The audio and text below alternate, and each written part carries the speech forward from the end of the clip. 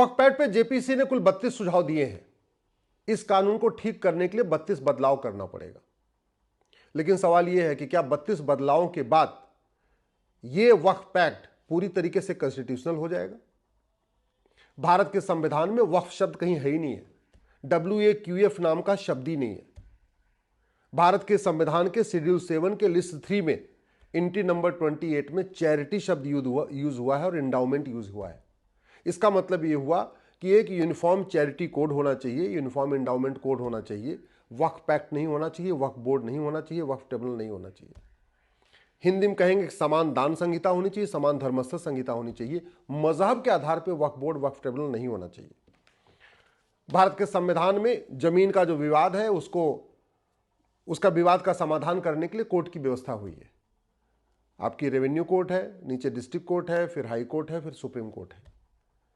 ADM के यहाँ मुकदमा चलता है, तहसीलदार के यहाँ मुकदमा चलता है, एसडीएम के यहाँ मुकदमा चलता है, और सबका मुकदमा वहीं चलता है।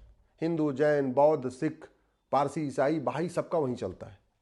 लेकिन एक कम्युनिटी का मुकदमा वक्फ बोर्ड में चलेगा, वक्फ ट्रिब्यूनल में चलेगा। अब सवाल यह है कि जब भारत में संविधान है, प्रीएम्बल में सेकुलर शब्द जोड़ा गया है, तो फिर एक पर्टिकुलर कम्युनिटी के लिए वक्फ बोर्ड, वक्फ ट्रिब्यूनल क्यों? फिर पारसी बोर्ड और पारसी ट्रिब्यूनल क्यों नहीं? फिर जैन बोर्ड, जैन ट्रिब्यूनल क्यों नहीं? बहाइयों के लिए अपना बोर्ड, अपना उनका ट्रिब्यूनल क्यों नहीं होना चाहिए? ईसाइयों के लिए अपना ईसाई बोर्ड, ईसाई ट्रिब्यूनल क्यों नहीं होना चाहिए? बाकी सबके लिए एक व्यवस्था और एक कम्युनिटी के लिए अलग से व्यवस्था। मैं इस जेपीसी के सुझावों का स्वागत करता हूं। सरकार जो अमेंडमेंट ले आई उसका स्वागत करता हूं। सरकार ने जो प्रयास किया है उसका स्वागत करता हूं। लेकिन कुछ सवाल है कि इस देश में बहुविधान चलेगा या संविधान चलेगा? अगर जब संविधान चलेगा तो संविधान का अर्थ होता है एक समान विधान, सबके लिए समान विधान। अब अभी भी अगर ये सारे अल्पसंख्यकों के लिए एक होता तो भी समझ में आती बात कि भाई ठीक है, माइनॉरिटी को डिफाइन कर दिया जाता और माइनॉरिटीज की अलग से व्यवस्था कर दी जाती। लेकिन मुस्लिम्स तो माइनॉरिटी में है लेकिन एक्चुअली नहीं होना चाहिए, तो फिर उनके लिए अलग से प्रावधान क्यों? दूसरा, आर्टिकल 14, 15, 16 का क्या होगा जो कहता है किसी से भेदभाव करना नहीं करना, कुछ नहीं करना। दूसरा, वक्फ पैक्ट, वक्फ बोर्ड, वक्फ ट्रिब्यूनल सब एक कम्युनिटी के लिए है, और जो वक्फ बोर्ड के मेंबर होंगे, जो वक्फ ट्रिब्यूनल के मेंबर होंगे, उनका वेतन भत्ता, गाड़ी, बंगला, पेंशन, वो सब कुछ कहां से आएगा? तो आर्टिकल 27 का वायलेशन हो गया है। तो क्योंकि वो तो जो जीएसटी देते हैं, इनकम टैक्स देते हैं, टोल टैक्स देते हैं, रोड टैक्स देते हैं, तो सब बड़ी सीधी सी बात है। क्या इस देश के हिंदू, जैन, बौद्ध, सिख जो टैक्स दे रहे हैं, इनकम टैक्स दे रहे हैं, जीएसटी दे रहे हैं, वो वक्फ बोर्ड खड़ा करने के लिए दे रहे हैं, वक्फ ट्रिब्यूनल चलाने के लिए दे रहे हैं, वो एक कम्युनिटी के लिए अलग से मंत्रालय चलाने के लिए दे रहे हैं क्या? नहीं। तो आर्टिकल 27 का भी तो वायलेशन हुआ। मैं फिर से कह रहा हूं, सरकार जो कर रही है मैं उसका स्वागत करता हूं, लेकिन ये पर्याप्त नहीं है। मजहब के आधार पर विभाजन हो चुका है। मजहब के आधार पर अगर कुछ भी रहेगा तो आगे समस्या आएगी। सरकार अगर इस वक्फ पैक्ट में अभी 32 सुझाव ले आके पुराने वाले को ठीक कर रही है, तो फिर कोई अगर सरकार आई तो वो पूरा इस 32 सुझाव खत्म करके पुराने वाले कानून को फिर से बहाल कर देगी। तब क्या होगा? दूसरा, इन 32 सुझावों के बाद भी जो 1950 के बाद अनगिनत प्रॉपर्टी वक्फ बोर्ड ने क्लेम कर लिया, उसका क्या होगा? क्योंकि आज़ादी 1950 में तो 50,000 एकड़ भी नहीं थी, अब तो 10 लाख एकड़ हो गई है। तो ये जो 9.5 लाख एकड़ बढ़ी है एकाएक, जबरदस्ती उसको वक्फ उसमें दिखा दिया गया है, उसका क्या होगा? नए वाले वक्फ होंगे वो तो रजिस्टर होंगे, लेकिन जो पुराने वाले वक्फ जबरदस्ती के रजिस्टर में चढ़ा दिए गए हैं, बिना रजिस्ट्रेशन के ही, बिना विल के ही, बिना बाकायदा नोटराइज किए हुए, उनका क्या होगा? एक बात और, हिंदू, जैन, बौद्ध, सिख सबसे ज्यादा दान करते हैं भारत में। वो मठ मंदिर बनाएंगे, वो गौशाला बनाएंगे, वो धर्मशाला बनाएंगे। आपस में अगर विवाद होगा फिर तो कोर्ट में चलेगा। लेकिन सवाल ये है, अगर कोई मुस्लिम आके उस पर अपना क्लेम कर देगा तो वक्फ प्रॉपर्टी है, फिर उसका मुकदमा कहाँ जाएगा? उसका तो वक्फ ट्रिब्यूनल में चला जाएगा, वक्फ बोर्ड में चला जाएगा। इस पे भी क्लैरिटी की जरूरत है कि ये जब वक्फ बोर्ड बनेगा, वक्फ ट्रिब्यूनल बनेगा, तो ये केवल मुस्लिम्स का आपस का विवाद ठीक सुलझाएगा या गैर मुस्लिम के साथ अगर कोई विवाद होगा तो उसको भी सुलझाएगा? आखिर मान लीजिए अग्रवाल धर्मशाला बन रही है, जैन धर्मशाला बन रही है, या जैन मंदिर बन रहा है, या आपके बिरला मंदिर बन रहा है। ये हिंदू बहुत ज़्यादा मठ मंदिर बनाते रहते हैं, गौशाला धर्मशाला बनाते रहते हैं। उनकी विवाद पे अगर कोई आके क्लेम करेगा कि नहीं ये प्रॉपर्टी वक्फ की है, तो वो मुकदमा कहाँ जाएगा? मेरा ये मानना है कि ये जब काम हो रहा है तो इसको पूरी तरीके से कॉन्स्टिट्यूशनल कर दिया जाए। वक्फ बोर्ड, वक्फ ट्रिब्यूनल का नामो निशान मिटा देना चाहिए। वक्फ बोर्ड, वक्फ ट्रिब्यूनल की व्यवस्था चलेगी तो भले ये 32 सुझाव लागू हो जाएंगे, इसके बाद भी समस्या कुछ न कुछ बनी रहेगी। एक पैरेलल में अलग से व्यवस्था बनी रहेगी।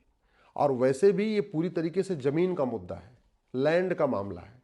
लैंड फंडामेंटल राइट नहीं है, लैंड रिलीजियस मामला नहीं है, लैंड शुद्ध रूप से सिविल राइट है। और लैंड का मुकदमा चलता है चकबंदी अधिकारी के यहाँ, लैंड का मुकदमा चलता है एसओसी के यहाँ, डीडीसी के यहाँ, लैंड का मुकदमा चलता है एसडीएम के यहाँ, डीएम के यहाँ, लैंड का मुकदमा चलता है चकबंदी कमिश्नर के यहाँ। ऐसा नहीं होना चाहिए कि बाकी भारत में इतने लोग रहते हैं, सबका मुकदमा तो चकबंदी अधिकारी के यहाँ चलेगा, चकबंदी कमिश्नर के यहाँ चलेगा, कलेक्टर के यहाँ चलेगा, कमिश्नर के यहाँ चलेगा, तहसीलदार के यहाँ चलेगा। लेकिन वहीं अगर किसी ने आके बोल दिया नहीं ये प्रॉपर्टी वक्फ की है, तो फिर मुकदमा ट्रांसफर हो जाएगा। इसलिए अब जब इतने वर्षों के बाद इस पर काम हो रहा है तो अच्छा ये है एक यूनिफॉर्म चैरिटी कोड बनाया जाए, यूनिफॉर्म एंडाउमेंट कोड बनाया जाए, यूनिफॉर्म प्रॉपर्टी कोड बनाया जाए। कहने का मतलब एक देश एक विधान लागू किया जाए। अलग से रिलीजन के आधार पे इन चीज़ों को ख़त्म करना चाहिए।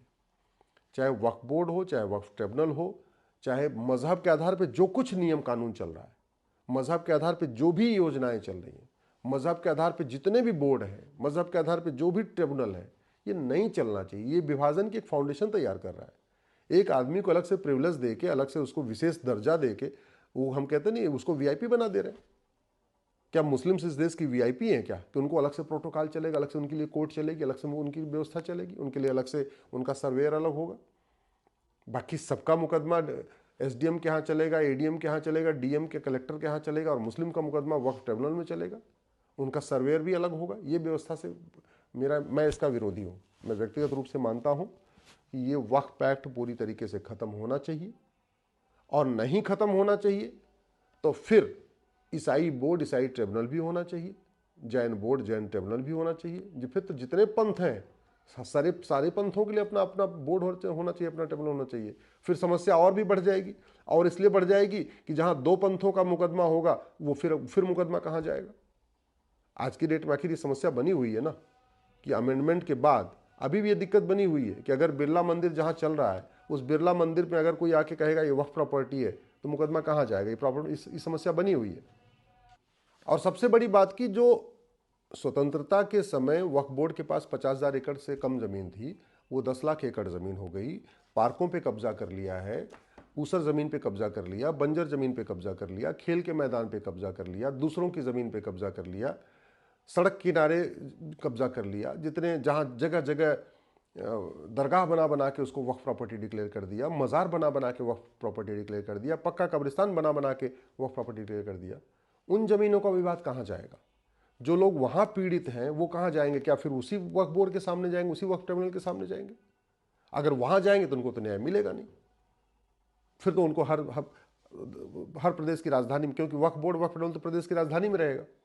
तो अगर ये इस पे अगर फैसला नहीं हुआ कि मेरठ के व्यक्ति की ज़मीन पे जो वक्फ बोर्ड ने कब्जा किया है उसका मुकदमा अब मेरठ में चलेगा या उसको अभी भी लखनऊ जाना पड़ेगा? झबुआ की ज़मीन पे जहाँ वक्फ बोर्ड ने कब्जा कर लिया उसका मुकदमा अब झबुआ की लोकल कोर्ट में चलेगा या उसको भोपाल जाना पड़ेगा? अमरावती और अकोला की ज़मीन पे जहाँ वक्फ बोर्ड ने कब्जा किया है उसका मुकदमा अब अमरावती अकोला में चलेगा, कोल्हापुर में चलेगा, या उसको अभी भी मुंबई जाना पड़ेगा? अगर अभी भी मुंबई जाना पड़ेगा तो फिर संविधान कहाँ होगा? फिर तो एक देश एक विधान नहीं हुआ, फिर तो सबको समान अधिकार नहीं हुआ, फिर तो सबको समान अवसर नहीं मिला, फिर तो सबको कहते हैं जो फंडामेंटल राइट है फिर तो उसका वायलेशन बना रहेगा। फिर equality before law, equal protection of law का मतलब क्या रह गया? सब एक समान है, सबको सबके एक समान अधिकार है, सबको समान जो है अवसर मिलेगा, वो कहाँ गया? इसलिए मेरा ये मानना है ज़्यादा अच्छा होगा इस कानून को ख़त्म कर दिया जाए। ये कांग्रेस का महापाप है। 1954 में नेहरू ने बनाया, उसके बाद इंदिरा गांधी ने मजबूत किया, उसके बाद इसको राजीव गांधी ने मजबूत किया, फिर नरसिम्हा राव ने मजबूत किया, फिर मनमोहन सिंह ने मजबूत किया। अगर ये कानून रहेगा, चाहे भले ही अमेंडमेंट के बाद, तब भी यहाँ पे लैंड जिहाद चलता रहेगा। ये कानून लैंड जिहाद के लिए बनाया गया था। भले ही 32 सुझाव आ जाएंगे, लेकिन जो पहले जो लैंड जहाँ पे ज़मीनों पे कब्जा हो चुका है उनको वापस ले पाना मुश्किल हो जाएगा। वो ज़मीनें वापस तभी होंगी जब ये कानून पूरी तरीके से ख़त्म करके, जैसे सिविल प्रोसीजर कोड सबके लिए लागू है वैसे ही एक समान दान संहिता बने, समान धर्मस्थल संहिता बने, सबका मुकदमा बाकायदा डिस्ट्रिक्ट कोर्ट में हो, तहसीलदार के यहाँ हो, एसडीएम के यहाँ हो, एडीएम के यहाँ हो, जहाँ पे भी हो सबके लिए वो एक ही कोर्ट होना चाहिए, अलग अलग नहीं होना चाहिए। तब जाके लैंड जिहाद रुकेगा।